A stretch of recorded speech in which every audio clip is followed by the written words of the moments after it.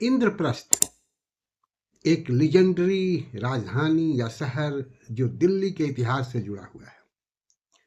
दिल्ली, जिसको seven sisters के नाम से भी कुछ लोग कहते हैं, अर्थात 7 बार यहाँ शहरों का विस्तार हुआ अलग अलग टाइम में, जिसमें से सबसे प्राचीन इंद्रप्रस्थ को माना जाता है, जो कि पांडवों के टाइम से या पांडवों की राजधानी के रूप में जिसको माना जाता था।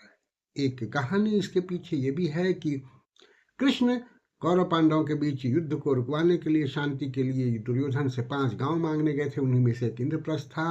अन्य जो गांव थे वो व्याघ्रप्रस्थ, जिसको बागपत कहते हैं, पानप्रस्थ जिसको पानीपत कहते हैं, श्वानप्रस्थ जिसको अब सोनीपत कहते हैं, और तिलप्रस्थ जिसको अब तिलपत कहते हैं। बौद्ध ग्रंथों में भी इसकी चर्चा है। इसको इंद्रपट्टा कहा गया है और उसमें इसको कुरुओं की राजधानी कही गई है। कुछ आर्कियोलॉजिकल रिमेन्स भी मिले हैं PGW, जो लेटर वैदिक पीरियड के हैं, और उस हिसाब से जो इंद्रप्रस्थ का जो एरिया, अगर वर्तमान हम दिल्ली में कहें तो पुराना किला का जो एरिया है वही इंद्रप्रस्थ का एरिया माना जाता है।